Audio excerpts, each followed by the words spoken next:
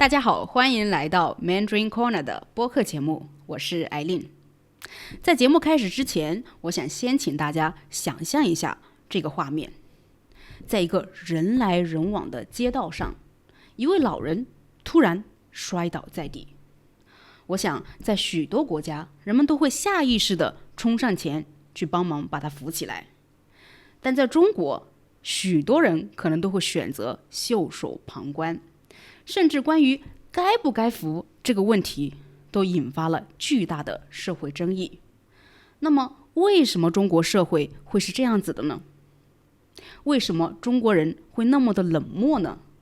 今天我们再次邀请到嘉宾 JJ 来跟我们一起探讨这个现象以及它背后的原因。Hello， 艾琳 ，Hello， 大家好，我们又见面啦。关于我开头提到的这个现象呢，可能很多外国的观众都不了解，因为毕竟还是比较有中国特色的啊。那能不能请你先给大家先介绍一下呢？当然可以啊。那在我们今天正式进入这个话题之前啊，我想先请艾琳还有大家先看一段近段时间在中国发生的真实事件的视频。你看，一位老人，这个老人80多岁了，然后突然就摔倒。哇，他看起来年纪好大哦。是的，旁边是不是非常非常多的车直接选择了绕道而行，而路人也走过，甚至于就看了一眼就转头走了，连慢下来的脚步都没有，更别说停了。然后后来呢，这个老人慢慢的有意识了，他想站起来。对，他好像醒了。对，但是他挣扎没成功，因为确实没力气。那这个时候，一名环卫工人看了一眼，然后走掉了。但实际上，这位环卫工人走掉了过后呢，就是他是去拨打电话去了。如果没有这个环卫工人，哇，那他还在那里待多久？是啊，为什么那么多人经过都不去帮一下？就打个电话也行啊。他们连慢下来的脚步都没有，可能司机师傅也是开着车停了一下，然后就绕道走开了。我觉得中国社会不知道为什么特别害怕去扶老人。除了不扶老人，如果摔倒的是一位年轻人，你觉得大家会不会去帮忙？我说实话，我现在对大家没有信心。那我想请大家还有请你看第二段视频。这个孩子16岁，然后他摔倒了是吧？对，喝了酒摔倒了。然后他摔倒的时候，你可以看到那个时间是早上的7点54分。然后第一个陌生人路过看了一眼，8点10分的时候，然后走了。几分钟过后，有一个人直接跨过去。然后在8点半的时候，又有第3个人路过了，经过跨过，直到10点34分，一个外卖小哥经过，意识到男孩可能有生命危险，才打电话报了警。但是当120和民警到达现场的时候，这个16岁的男孩已经没有呼吸了。根据法医的初步判定呢，这个男孩是摔下楼梯的时候撞击了头部，引发了颅内出血，最终导致了死亡。就如果有及时的救治的话，还是可能会被救起来的。我最震惊的就是他们可以直接跨过去，从他的身体上跨过去，好像他就是一个物件，或者说一只死的狗，一只死的猫一样。是的，所以说这已经成为了一个社会现象，而且引发了非常广泛的讨论。对，没错。其实关于这个现象哈，很久之前有发生一个可能比你刚刚给我看的那2段视频还要令人震惊的事件，就是发生在广东佛山的小月月事件。这个我想你肯定听说过，我想基本上中国人应该都知道。对，我记得当时这个事情发生在2011年，在广东的佛山。然后这个小女孩的名字呢叫做小月月，她只有2岁。是被第一辆车撞倒过后呢，前轮压过过后，后轮又继续碾压了。然后在后续的这个监控视频里面，长达7分多钟的时间里面，出现的18个路人，没有任何的人去帮忙，然后在这7分钟的时间里面，经过了第2辆车的碾压，那最后呢，一名拾荒阿姨江小月也抱到了路边，最终才获救。就为什么大家对于一个这么小的小 baby 也可以这么冷漠？你知道让人就是心寒的是什么吗？就是时至今日到今天，这个视频在网络上还在流传。然后在这个视频的下面，还有一群网友是这样说的：多一事不如少一事，我是不会帮的，因为不是我孩子。那我想反问这位网友，假如你的孩子也被车撞了，也出现了什么样的意外，你不希望旁边的人去伸出援手吗？你希望大家路过的这么多人都冷漠的对待吗？是吧？无法理解。你知道这个女孩后续怎么样了吗？据说是死了，是吗？对。所以说看完这些视频过后，大家是不是觉得中国人都冷漠的很可怕？但你知道最可怕的事情是什么？就是除了视频中出现的这些成年人，中国的下一代的孩子们、学生也是出奇的冷漠。是吗？小孩也这样吗？来，我们看一段最近的视频合集。第一个事情发生在湖北武汉开学典礼里面。这一个学生摔倒了，就是晕倒了，应该是太热了吧。好，第二个视频发生在上海，大家全部张望他，然后没管。哇哦。好，然后看第三个发生在浙江的事情。你看，一个小女孩在教室里面倒了，旁边的女孩看了看，依旧没有任何的反应，甚至于这2个小男孩从旁边走过，嘻嘻哈哈的，都没有任何的反应。天哪，他们还在照样做自己的事情。你们有没有发现，就是这些视频里面表现出了那种孩子的木讷？哪怕你可以大声的说，老师某某某同学怎么样了？对，就是看，木讷的看过去，看完了过后，再木讷的看回来。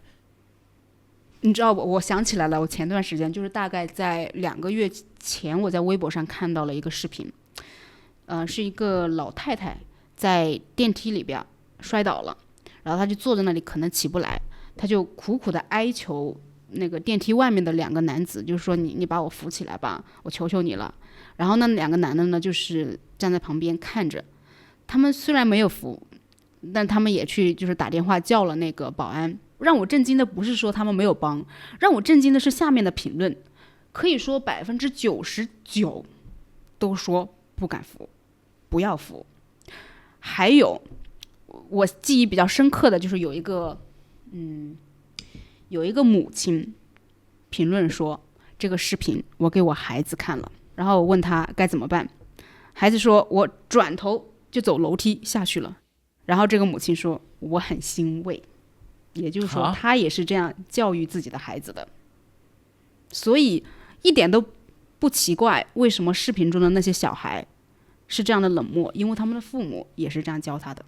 还有一个人也是应该也是一个母亲或者是父亲说不敢扶，而且我也会让我的孩子看这个视频，告诉他也不要扶，如果我老了我倒了不要扶我，我死了活该。好，我相信他老了也不会有人扶的，放心吧，不会有人扶你的。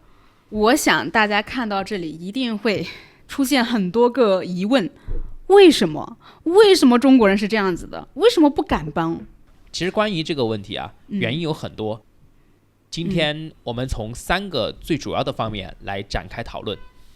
第一个呢，就是信任危机。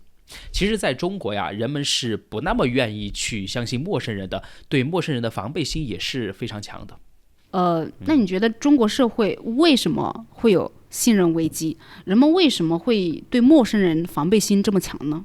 其实这个问题哈，在类似的视频下面，大家都会把这个事情引向一个人或者是一个事件，也就是2006年发生的彭宇案。当时有一位叫做彭宇的男生，然后呢在路上扶起了跌倒的徐老太，但是现场是没有监控视频的，然后彭宇呢就把徐老太送去了医院。徐老太在就医过发现她的一个就是医药费，对，医药费很高，就是比较高。然后他在他儿子的帮助下，把彭宇就告上了法庭，要赔钱，就说是他撞倒的。对，说是他撞倒的。这个事件的争议点在于法官的判决，是不是？哎，对，说出了那句惊世骇俗的至理名言：如果你没撞人，那你为什么要服？对呀，所以大家都不服了呀，就。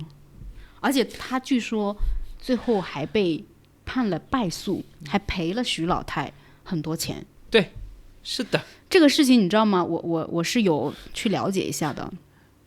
他有很多疑点。彭宇把这个老太太扶起来之后，旁边是有另外一个人来帮忙，然后打了电话给老太太的儿子的。儿子过来之后呢，没有任何的争议，他们对彭宇好像还表示了感谢。这个就很奇怪啊！如果当时徐老太就认为是彭宇撞的，他为什么要感谢他呢？这是疑点一。然后第二点呢，就是彭宇最终决定跟着徐老太的儿子一起把老太太送到医院去就医。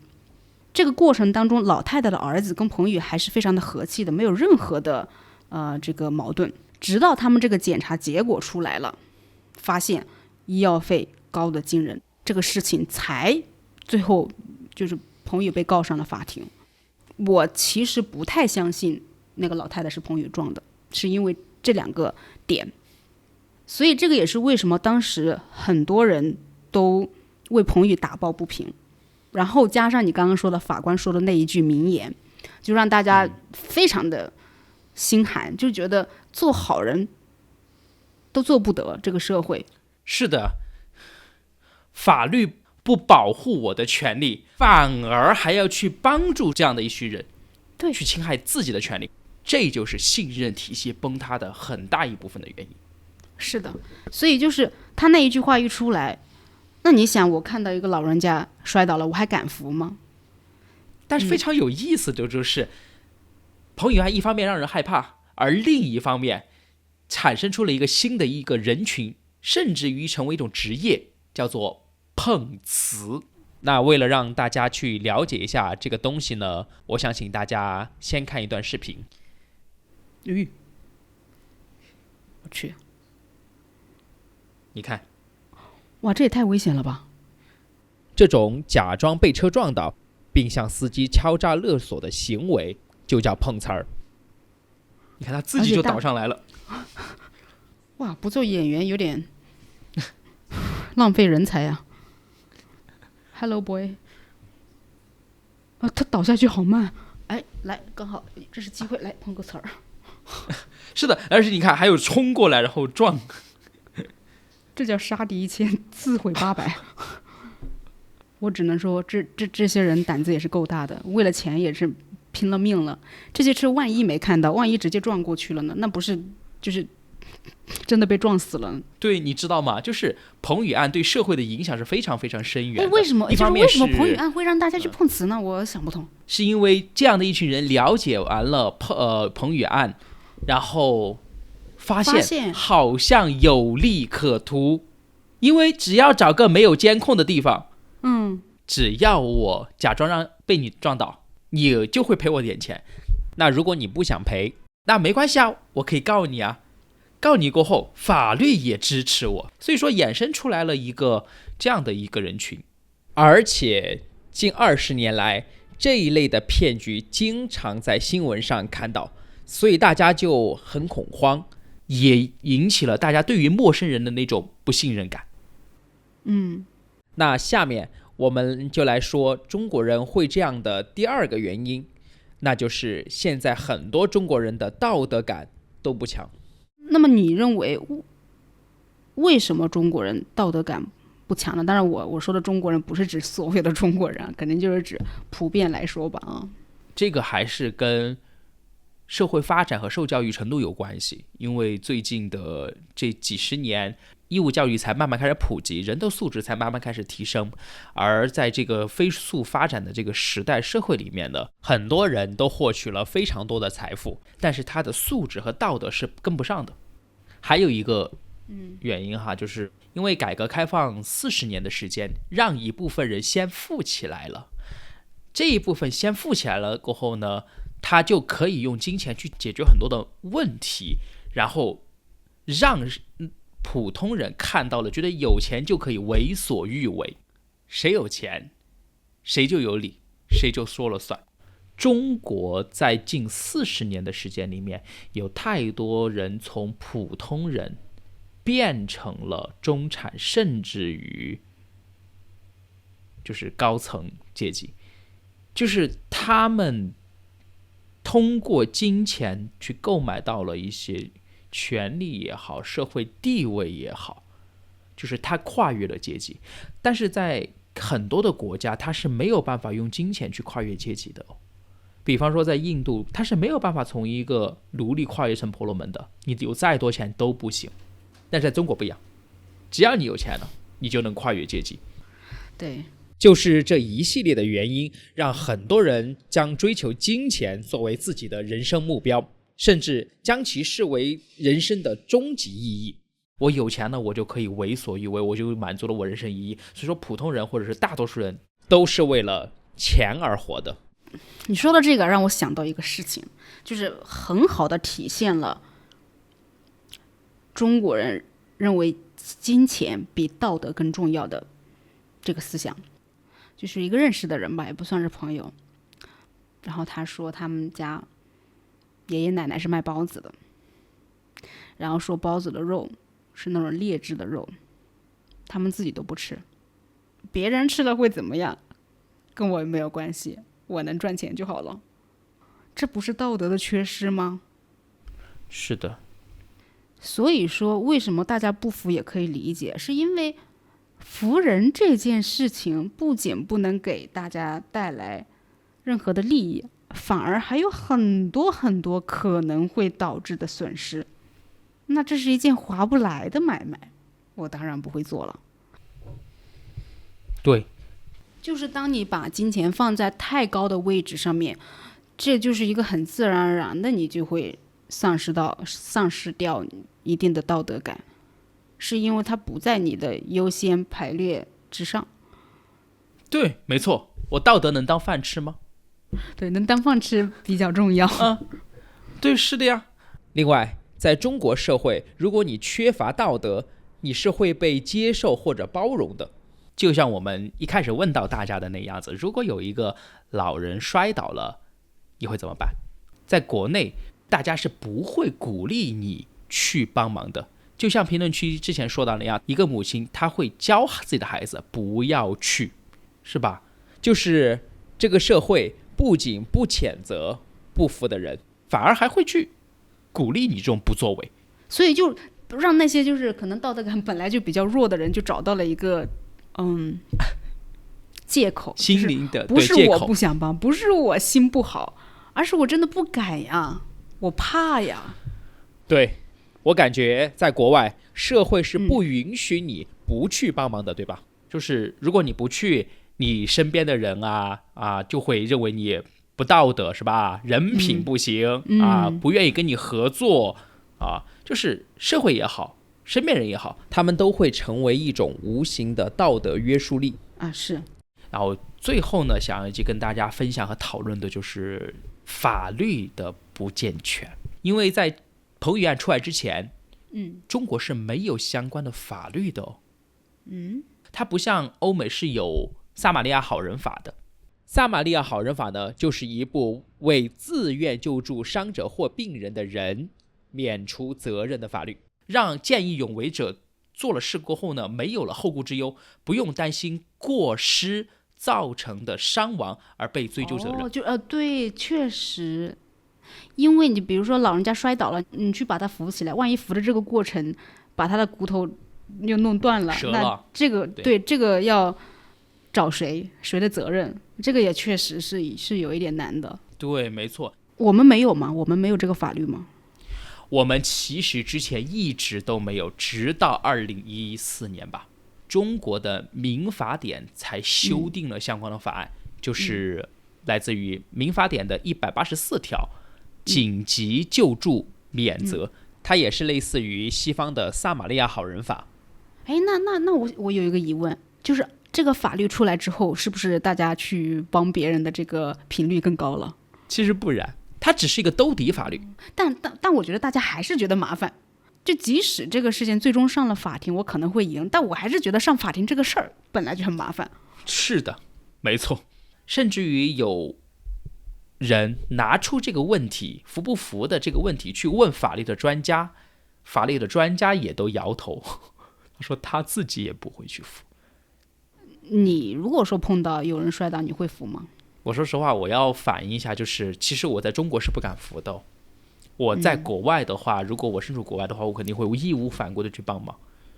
我曾经扶过2次骑电动车摔倒的人。你没被讹吗？没有，2次都是在桂林那个大街上，一个是一个中年男子骑电动车摔跤了，不是太严重，但是可能手上摔破了皮，我把他扶起来了，但是他的表情，他没有说谢谢。然后第二个是一个外卖小哥摔了，也是在路上，然后我去帮了他，而且旁边还有一个女孩子也过来一起帮了，但是这个外卖小哥也没有说谢谢。当然我扶他也不是说为了得到他一句感谢，只是这个现象让我觉得有点奇怪。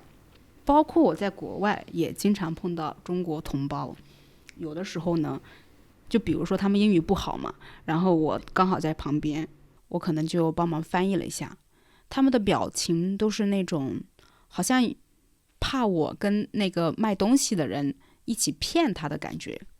就我现在就是说到这里，我觉得是一个很悲哀的事情，就感觉中国人不仅不敢帮别人，也不敢接受别人的帮忙。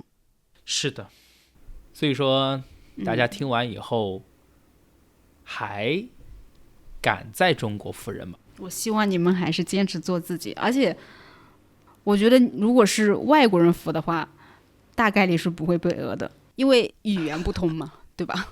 对的。其实还有一个可能外国朋友担心的就是，如果你来中国，你摔倒了，中国人敢不敢扶你？我觉得敢。我们真的这种防备心理只是针对中国人，我们不会觉得外国人会知道怎么讹我们，而且你在我们国家你还敢讹我？是的，就是肯定会有人扶你的，因为他们知道你不会讹人的。是的。不过我还是希望未来会改变嘛，就是年轻的一代会越来越好。我也希望就是父母在教孩子保护自己的同时，也教给他们一些善心。我们一起期待那一天的到来。好，那今天的播客到这里就结束了。对于我们今天聊的这个现象以及我们所说的这些原因，你们有没有什么看法？可以在评论区跟我们分享。那我们就下期再见。再见，拜拜。